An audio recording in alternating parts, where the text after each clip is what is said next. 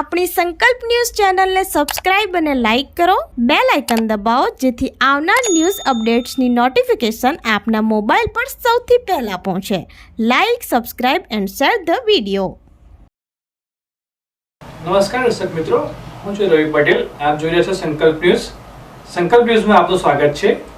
સમાચારની શરૂઆત કરતા પહેલા એક નજર આજના મુખ્ય સમાચારો પર.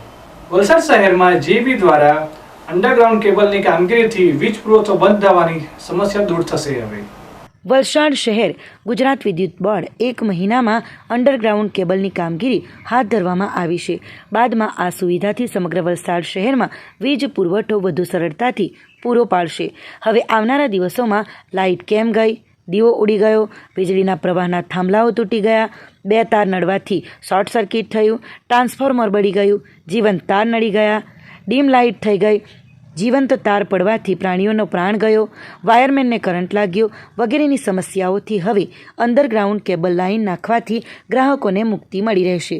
અંડરગ્રાઉન્ડ કેબલ નાખવાની કામગીરી બાબતે એક્ઝિક્યુટિવ એન્જિનિયર વલસાડના KN પટેલે જણાવ્યું હતું કે હાલમાં તિથલ રોડ ગવર્મેન્ટ ફીડર પર અંડરગ્રાઉન્ડ કેબલનું કામ ચાલી રહ્યું છે, જે કામગીરી કરવાથી ઘણા ગ્રાહકોને હવે ફાયદાઓ થશે તેમ હોવાનું અધિકારીએ જણાવ્યું હતું.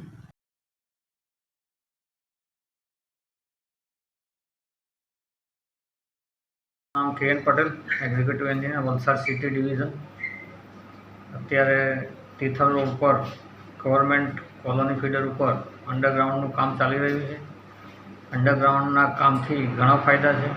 પહેલો ફાયદો તો ઇન્ટરપ્શન ઓછા થાય, ટ્રિપિંગ બંધ થાય, છાસવારે લાઇટ જતી બંધ થઈ જાય, કંઈ ઝાડ લાગી જાય કે વાયર તૂટી જાય એ બધી ફરિયાદો, થાંભલો તૂટી જાય એ બધી ફરિયાદોનો નિકાલ થઈ જાય અને એક સરખો પાવર, સારો પાવર ગ્રાહકોને મળી રહે એ હેતુથી અંડરગ્રાઉન્ડનું કામ ચાલી રહ્યું છે.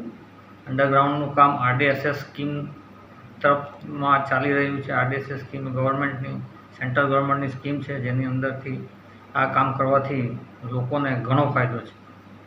બીજું, એક્સિડન્ટ પણ એમાં ઓછા થશે. વાયર તૂટવાથી એક્સિડન્ટ થાય એ પણ ઓછા થઈ જશે. થાંભલો તૂટવાની ઘટના ઓછી થઈ જશે અને લોકોને સારો પાવર મળી રહેશે. જેપી પાટીવાલા આર્ટ્સ એન્ડ કોમર્સ કોલેજમાં વિદ્યાર્થીઓ માટે ઓરિએન્ટેશન કાર્યક્રમ યોજાયો. જેપી પાટીવાલા આર્ટ્સ એન્ડ કોમર્સ કોલેજમાં વર્ષ 2024-25ના શૈક્ષણિક વર્ષમાં FY BA BComમાં જે વિદ્યાર્થીઓએ એડમિશનની પ્રક્રિયા હાથ ધરવામાં આવી રહી છે, ત્યારે તેવા વિદ્યાર્થીઓ માટે તારીખ 15 અને 16 જુલાઈ 2024ના રોજ વિદ્યાર્થીઓ માટે ઓરિએન્ટેશન કાર્યક્રમ રાખવામાં આવ્યો હતો. કાર્યક્રમની શરૂઆત SY BAમાં અભ્યાસ કરતી સલોની મહિયાવંશીએ પ્રાર્થના ગાઈને કરી હતી. ત્યારબાદ કોલેજના ઇન્ચાર્જ આચાર્ય ડૉક્ટર ગંગાબેન પટેલે વિદ્યાર્થીઓને કોલેજમાં ચાલતી વિવિધ પ્રવૃત્તિઓ વિશે માહિતગાર કર્યા હતા. કોમર્સના વિદ્યાર્થીઓને કોલેજમાં ચાલતા વિષયો વિશે કોમર્સ વિભાગના અધ્યક્ષ પ્રાધ્યાપક મુકેશસિંહ સોલંકીએ અને આર્ટ્સના વિદ્યાર્થીઓને પ્રાધ્યાપક દિલીપ પટેલે વિસ્તારવાર સમજૂતી આપી હતી અને યુનિવર્સિટી પરીક્ષામાં કેટલા માર્ક્સે પાસ થવાય તેની પણ માહિતી પૂરી પાડી હતી. કોલેજમાં ચાલતી NSSની પ્રવૃત્તિમાં શું કાર્ય કરવાનું હોય તેની વિગતવાર માહિતી પ્રાધ્યાપક પ્રતિમાબેન મિસ્ત્રીએ આપી હતી. NCCની પ્રવૃત્તિ વિશે NCC ઓફિસર ડૉક્ટર સતિન્દર કૌરે આપી હતી. ત્યારબાદ વિવિધ રમતોમાં કેવી રીતે ભાગ લઈ શકાય અને યુનિવર્સિટી ટીમની અંદર પસંદગી કેવી રીતે થઈ શકે તે માટેની માહિતી પ્રાધ્યાપક જીતેન્દ્રકુમાર M ટંડેલે આપી હતી. તમામ કાર્યક્રમનું સંચાલન પ્રાધ્યાપક મુકેશસિંહ સોલંકી અને ડૉક્ટર મણિબેન N સોલંકીએ કર્યું હતું. આજરોજ જેપી પાટીવાલા આર્ટ્સ એન્ડ કોમર્સ કોલેજની અંદર FY BA અને FY BComના પ્રવેશોત્સવનો કાર્યક્રમ રાખ્યો હતો. એમાં જુદા જુદા અધ્યાપકોએ, કોઓર્ડિનેટરોએ, વિવિધ સમિતિઓએ જુદી જુદી માહિતી વિદ્યાર્થીઓને આપી હતી અને અત્યારે નવી NEP પ્રમાણે વિદ્યાર્થીઓએ કયા અભ્યાસો કરવાના છે, કયા વિષયો છે, કયા પેપરો લેવાના છે, મેજર, માઇનોર, SEP, VAC એ બધું શું છે એની ડિટેલમાં માહિતી વિદ્યાર્થીઓને આપી હતી અને 200થી વધારે વિદ્યાર્થીઓ આજે હાજર રહ્યા હતા અને એમનું ઉમળકાભેર અમે સ્વાગત કર્યું છે અને દરેક માહિતી અમે સંપૂર્ણ એમને આપી છે અને વિદ્યાર્થીઓ પણ ઉત્સાહપૂર્વક એમણે સાંભળ્યું છે અને ઉત્સાહપૂર્વક એમણે રસ લીધો છે અને ગુરુવારથી અમે રોજિંદા ટાઈમ ટેબલ મુજબ વર્ગો શરૂ કરી રહ્યા છીએ. વલસાડમાં રાજ્યમંત્રી જગદીશ વિશ્વકર્માની અધ્યક્ષતામાં સહકારી સમૃદ્ધિ કાર્યક્રમ અંતર્ગત બેઠક યોજાઈ. સહકારી સંસ્થાઓના બેંક ખાતા આગામી 15 દિવસ સુધીમાં સહકારી બેંકમાં ખુલી જવા જોઈએ જેવું જણાવતા રાજ્યમંત્રી. સહકાર મીઠા ઉદ્યોગ, છાપકામ અને લેખન સામગ્રી, પ્રોટોકોલ, સ્વતંત્ર હવાલો અને લઘુ, સૂક્ષ્મ અને મધ્યમ ઉદ્યોગ, કુટીર, ખાદી અને ગ્રામોદ્યોગ, નાગરિક ઉડ્ડયનના રાજ્યકક્ષાના મંત્રી જગદીશ વિશ્વકર્માની અધ્યક્ષતામાં સહકારથી સમૃદ્ધિ કાર્યક્રમ અંતર્ગત સહકારી સંસ્થાઓ સાથે સહકાર સમીક્ષા બેઠક યોજાઈ હતી.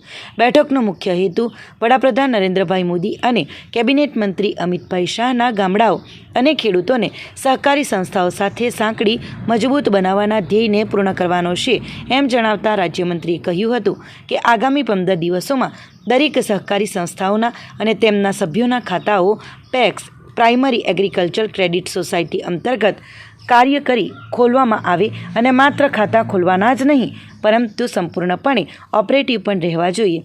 એક પણ સહકારી સંસ્થાનું ખાતું અને ફિક્સ્ડ ડિપોઝિટ ખાનગી બેંકમાં ના હોવું જોઈએ એની ચિંતા કરવી. પેક્સ અંતર્ગત દૂધ મંડળીઓમાંથી દૂધ એકત્ર કરવું અને સભ્યોને બેંકમાં પૈસા જમા કરાવવા. પંચમહાલ અને બનાસકાંઠામાં પાયલોટ પ્રોજેક્ટ હેઠળ ખૂબ જ સારી રીતે કાર્યો થયા છે. માઇક્રો એટીએમ, બેંક ખાતા કે કેશલેસ પેમેન્ટ પણ થઈ રહ્યા છે. આ પ્રોજેક્ટ અંતર્ગત ખૂબ જ સારી સુવિધાઓ ઊભી કરવામાં આવી છે. The Gujarat state cooperative bank limited અને the Valsad district central cooperative bank લિમિટેડને આધાર કાર્ડ બનાવવાની સત્તા આપવામાં આવી છે, જે અંતર્ગત પણ સમયસર કામગીરીઓ શરૂ કરી દેવી. સહકારથી સમૃદ્ધિના કાર્યક્રમો ત્રણેય જિલ્લાના દરેક તાલુકાઓમાં આગામી 15 દિવસોમાં તાલુકા કક્ષાના કાર્યક્રમો કરવા. દરેક સહકારી ખાતાઓ ખુલી જઈ ઓપરેટિવ સ્ટેજ પર આવી જવા જોઈએ એવી મંત્રીશ્રીએ સૂચના આપી હતી. બેઠકમાં જિલ્લા પંચાયત પ્રમુખ મનહરભાઈ પટેલ, વલસાડ ઉમરગામ કપરાડા અને ગણદેવીના ધારાસભ્ય, સહકાર મંત્રાલયના સચિવ Sandeepkumar, Valsad district registrar Dhruvinbhai Patel, the Gujarat state cooperative bank લિમિટેડના chairman Ajaybhai Patel, the Valsad district central cooperative bank લિમિટેડના અધિકારી કર્મચારીઓ, જિલ્લાની વિવિધ સહકારી સંસ્થાઓના ડાયરેક્ટરો અને ચેરમેનો તેમજ સહકારી સંસ્થાના ઓડિટરો ઉપસ્થિત રહ્યા હતા. દૂધ લેવાનું ચાલુ કરવાનું છે, બાયલો સુધરી જવાના છે, એટલે એની પણ ચિંતા કરી લો. જે હમણાં રમણભાઈ પાટકર જે કીધું એ પણ ચિંતા કરો. એક પણ ગામ દૂધ મંડળી કે પેક્સ વગર બાકી ના રહેવું જોઈએ. જે સક્ષમ પેક્સ છે એની અંદર જે 17 જેટલા આયામો અમિતભાઈ સાહેબે જે કીધા છે એ 17 આયામોમાંથી કેટલા આયામો માટે એપ્લિકેશન થઈ શકે એવી છે, કેટલા ચાલુ થઈ શકે એવા છે, એની એક માહિતી ચેકલિસ્ટ કે આ પેક્સ છે મજબૂત છે, આમાં પેટ્રોલ થઈ શકે છે, આમાં ગેસ સર્વિસ થઈ શકે છે, આમાં ગોડાઉન થઈ શકે એવું છે, એ કેટલા એ આપણા જ લોકો એને એસેસમેન્ટ કરી અને એક રિપોર્ટ મોકલી આપે. જીએસસી બેંક પાસે આધાર કાર્ડ કાઢવાની પણ પરમિશન આવી ગઈ છે. હવે પછી દરેક ડિસ્ટ્રિક્ટ બેંકમાં આધાર કાર્ડ કાઢી શકશો. એનું પણ આયોજન આગામી દિવસોમાં તમે કરી નાખવાનું છે. અને જે અત્યારે આ જિલ્લા લેવલે કાર્યક્રમ કર્યો છે, તમારે આગામી 15 દિવસમાં આ ત્રણેય જિલ્લાના તાલુકા કાર્યક્રમ કરી નાખવાનો છે. ખૂબ સરસ સગવડો જીએસસી બેંક દ્વારા રાજ્ય સરકાર દ્વારા ઊભી કરવામાં આવી છે. જરૂર લાગે તો મુખ્ય વેપાર લોકો એક વિઝિટ પણ કરી આવો, તમને વિઝિટ પણ કરાવશે. પણ આનાથી આવનારા દિવસોની અંદર આપણા જિલ્લાઓ ખૂબ મોટી અસર થવાની છે. અત્યાર સુધી કદાચ આ બધી બાબતોને કદાચ નજરઅંદાજ કરવામાં આવી હશે. રમણભાઈ અને ભરતભાઈ કીધું એમ, તમે કલ્પના કરો કે કોઈ પણ એક ગામની મંડળીની અંદર કેન્દ્રીય મંત્રી અમિતભાઈ શાહ સાહેબ નીચે સુધી ઉતરતા હોય, ગામની સામાન્ય સેવા સહકારી મંડળીમાં અમિતભાઈ જાતે ઉતરે, ત્યાં કામ સિસ્ટમ કરે છે કે નહીં જોવે, તો આપણે અહીંયા જેટલા પણ લોકો બેઠા છીએ આપણી બધાની ફરજ છે કે આપણે તમામ લોકો તાલુકા લેવલે આ 15 દિવસનો પ્રવાસ પરિપૂર્ણ કરી થઈ જાય. ભરૂચમાં મોહરમ પર્વ નિમિત્તે શહીદે કરબલાની યાદમાં નાના મોટા 40 કલાત્મક જુલુસ નીકળ્યા. શહેરમાં ઠેર ઠેર શરબત, દૂધ, કોલ્ડ્રિંક વગેરેનું વિતરણ કરવામાં આવ્યું. ભરૂચ શહેરમાં મોહરમ પર્વ નિમિત્તે શહીદે કરબલાની યાદમાં ગતરોજ રાત્રિના નાના મોટા કલાત્મક 40 તાજિયાઓના જુલુસ નીકળ્યા હતા. શહેરના વિવિધ વિસ્તારોમાંથી ચુસ્ત પોલીસ બંદોબસ્ત વચ્ચે તાજિયા નીકળ્યા હતા. જ્યારે જુલુસ સાથે યુવાનોએ કરતબો સાથે યા હુસેનના નારાઓ પણ લગાવ્યા હતા. દર વર્ષે પરંપરાગત મોહરમ પર્વની ઉજવણી કરાય છે. આજથી 1400 વર્ષ પહેલાં કરબલાના તપતારણમાં સત્યના કાજે અસત્ય સામે 10 દિવસ સુધી ભૂખ્યા અને તરસ્યા રહી જંગ લડી અસત્ય સામે શીશ ન ઝુકાવી પોતાના અમૂલ્ય પ્રાણોની આહુતિ અર્પણ કરનાર ઇસ્લામ ધર્મના મહાન સ્થાપક હજરત મોહમ્મદ પૈગંબર સાહેબના દોહિત્રો હજરત ઇમામ હુસેન અને હજરત ઇમામ હસન તથા તેમના જાબાઝ સાથીઓની યાદમાં સદીઓ વીત્યા છતાં આજે મુસ્લિમ સંપ્રદાયના લોકો દ્વારા પરંપરાગત રીતે મોહરમ પર્વની ઉજવણી કરાઈ રહી છે. જેના ભાગરૂપે ભરૂચ શહેર, જિલ્લા તથા તાલુકાઓમાં પણ હજરત ઇમામ હુસેનની યાદમાં કલાત્મક તાજિયા બનાવી જુલુસ કાઢવામાં આવે છે. રાત્રિના યા હુસેનના નારાઓથી વાતાવરણ ગુંજ્યું. ભરૂચ જિલ્લામાં પણ હજરત ઇમામ હસન અને હજરત ઇમામ હુસેનની યાદમાં કલાત્મક તાજિયા બનાવવામાં આવે છે. ત્યારે ગતરોજ રાત્રિના નીકળેલા કલાત્મક તાજિયામાં યા હુસેનના નારા વચ્ચે શહેરના કતોપોર બજાર, દરવાજા, ફાટા તળાવ, ફુરજા રોડ, 4 રસ્તા સહિતના આસપાસના વિસ્તારોમાં નાના મોટા થઈને 40થી વધુ તાજિયાઓનું જુલુસ મોહરમ પર્વના 9મા અને 10મા ચાંદના રોજ કાઢવામાં આવે છે. જેમાં ગતરોજ રાત્રિના નીકળેલા કલાત્મક તાજિયામાં નાના મોટા લોકો પણ જોડાયા હતા, જેમાં તેઓ દ્વારા અલગ અલગ કરતબો પણ બતાવવામાં આવ્યા હતા. જ્યારે શહેરમાં ઠેર ઠેર મોહરમ પર્વ નિમિત્તે શરબત, દૂધ, કોલ્ડ ડ્રિંક્સ સહિતની નિયાઝનું વિતરણ પણ ખાસ કરવામાં આવે છે. જોકે ભરૂચ જિલ્લામાં કોઈ પણ અનિચ્છનીય બનાવ ન બને તે માટે ચુસ્ત પોલીસ બંદોબસ્ત ગોઠવી દેવામાં આવ્યો છે.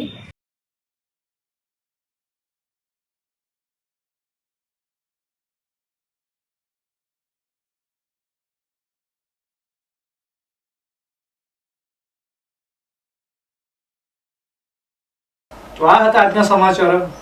નવા સમાચાર સાથે કાલે ફરી મળીશું. નમસ્કાર. આપણી સંકલ્પ ન્યૂઝ ચેનલને સબસ્ક્રાઇબ અને લાઇક કરો, બેલ આઇકન દબાવો જેથી આવનાર ન્યૂઝ અપડેટ્સની નોટિફિકેશન આપના મોબાઈલ પર સૌથી પહેલા પહોંચે.